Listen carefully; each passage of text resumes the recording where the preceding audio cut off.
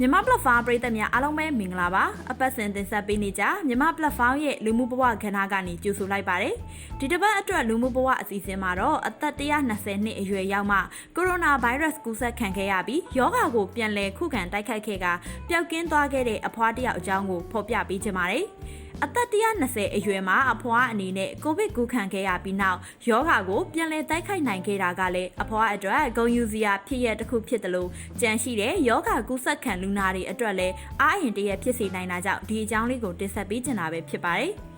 ကိုရိုနာဗိုင်းရပ်စ်ကူးစက်ခံခဲ့ရတဲ့အဖွားကတော့မီနီကာအင်ချူလို့အမည်ရပြီးတူရကီနိုင်ငံသူတဦးလည်းဖြစ်ပါတယ်။ယောဂကူးစက်ခံခဲ့ရတဲ့အဖွားမီနီကာအင်ချူဟာတူရကီနိုင်ငံဇာနက်ပြည်နယ်အိုလိုဒရက်ဒေတာတွင်ရှိအော်တာဘက်ဆိုတဲ့ရွာလေးမှာနေထိုင်တဲ့သူတစ်ယောက်ပါ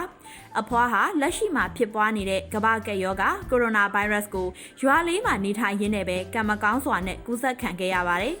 ယောဂစတင်ကူးစက်ခံခဲ့ရပြီးနောက်နေမကောင်းဖြစ်ခဲ့တာကြောင့်ဆေးရုံသွားပြရင်းနဲ့ယောဂကူးစက်ခံခဲ့ရကြောင်းကိုအတည်ပြုခဲ့ကြပါတယ်။ယောဂကူးစက်ခံထားရတာကြောင့်အဖွားကိုအိမ်ပြန်ခွင့်မပေးတော့ပဲဆေးရုံမှာပဲကုသမှုခံယူဖို့အတွက်တိုက်တွန်းခဲ့တာကြောင့်ဆေးရုံတက်ခဲ့ရပါတယ်။အဖွားတက်ရတဲ့ဆေးရုံကတော့တူရကီနိုင်ငံရှိစာနက် Maternity and Children Hospital မှာတက်ခဲ့ရတာဖြစ်ပါတယ်။တကယ်တော့ဆေးရုံဟာမိခင်နဲ့ကလေးငယ်များအတွက်သာရည်ရွယ်ဖွင့်လှစ်ထားတာဖြစ်ပေမဲ့ကိုဗစ်လူနာများပြားမှုကြောင့်မိခင်နဲ့ကလေးဆေးရုံကနေကိုဗစ်လူနာကုသဆေးရုံအဖြစ်ခေတ္တပြောင်းလဲထားခြင်းဖြစ်ပါတယ်။အဖွားဆေးရုံမှာကိုဗစ်လူနာအဖြစ်စတင်ရောက်ရှိတဲ့နေ့ကစပြီးဆရာဝန်များနဲ့ကျန်းမာရေးဝန်ထမ်းများရဲ့အကူအညီတို့ကိုရယူပြီးယောဂပျောက်ကင်းသွားဖို့အတွက်အဖွားဟာတိုက်ပွဲစဝင်ခဲ့ပါတော့တယ်။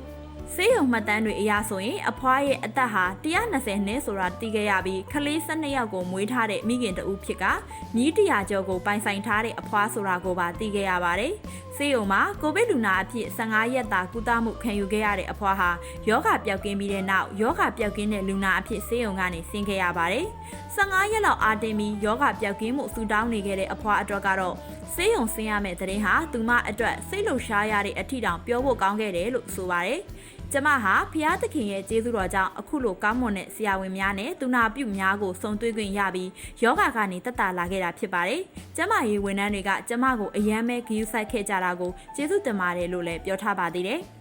ကယောဂဆိုးကြီးကနေအမခန်းပြန်လဲကောင်းမွန်ခဲ့တာကြောင့်အဖွားရဲ့65နှစ်အရွယ်ချွေးမကသူမရဲ့ရောက်ခမဟာတဘာဝအတိုင်းရရှိတဲ့ organic အစားအစာတွေကိုပဲအမြဲစားသုံးတာကြောင့်အခုလိုမျိုးကျန်းမာလာတာဖြစ်မယ်လို့သူမရဲ့အသွေးအမြင်ကိုလည်းဝေမျှပေးခဲ့ပါသေးတယ်။ organic စစ်တဘာဝပစ္စည်းတွေဟာယောဂပျောက်ကင်းမှုအတွက်မစွမ်းဆောင်နိုင်ရင်တောင်မှနာတာရှည်ယောဂတွေရဲ့အနေအကနေကြိုတင်ကာကွယ်ထားနိုင်မယ်ဆိုတာကိုတော့မြမပလက်ဖောင်းရဲ့ပရိသတ်တွေလည်းသဘောတူလက်ခံကြမယ်ထင်ပါတယ်။အဖွားကိုကုသခဲ့တဲ့ဆရာဝန်ကတော့အဖွားဟာယောဂပျောက်ကင်းပြီးဆေးရုံကမစင်းခင်2ပတ်အလိုခန့်မှာအသက်ရှူကျက်ခြင်းနဲ့အသက်ရှူလမ်းကြောင်းပျက်စီးတဲ့လက္ခဏာရက်တွေကိုကြုံတွေ့ခဲ့ရတယ်လို့လည်းပြောင်းလဲမျှဝေခဲ့ပါတယ်။အခုချိန်မှာတော့ယောဂပျောက်ကင်းသွားပြီဆိုပေမဲ့လည်းအဖွားရဲ့အသက်အရွယ်ကြောင့်ယောဂခံစားခဲ့ဘူးတဲ့အကြောင်းပြချက်ကြောင့်မှသူမကိုဂရုစိုက်ဖို့အတွက်မိသားစုကိုလည်းမှားထားတယ်လို့ဆိုပါတယ်။အသက်120အရွယ်ဟာလူတိုင်းနေဝင်မရတဲ့အသက်အရွယ်အပိုင်းခြားတစ်ခုပါ။အဖွားကတော့အသက်120ရောက်နေပြီဖြစ်တာကြောင့်သူမအတွက်ဘဝနေဝင်ချိန်မရောက်သေးဘူးလို့စိတ်ထဲယုံကြည်ထားပုံရပါတယ်။သူမရဲ့အသက်အရွယ်မှာဂုဏ်ယူရဆုံးဖြစ်တဲ့ယောဂဆိုးကြီးကိုတောင်ပြန်လည်တိုက်ခိုက်နိုင်ခဲ့ပါတယ်။ဒီဗီဒီယိုလေးကိုကြည့်ရှုနေကြတဲ့မြန်မာပလက်ဖောင်းပရိသတ်တွေထဲမှာလည်းကိုရိုနာဗိုင်းရပ်စ်ကူးစက်ခံထားရသူများရှိရင်လည်းအဖွားရဲ့ဖြစ်ရလေးကိုကြည့်ပြီးအားသက်သွားကြဖို့မျှော်လင့်ပါတယ်။စိတ်ရောကိုယ်ပါကျန်းမာအောင်နေထိုင်ကြပြီးယောဂကနေအမြန်ဆုံးပျောက်ကင်းကြဖို့ကိုလည်းဆုတောင်းပေးကြပါတယ်။မြန်မာပလက်ဖောင်းကနေနေ့စဉ်နေ့တိုင်းစိတ်ဝင်စားစရာအကြောင်းအရာများကိုပုံမှန်တင်ဆက်ပေးနေတာကြောင့်မြန်မာပလက်ဖောင်း page ကိုလည်း like လုပ်ထားလိုက်ကြပါဦးနော်။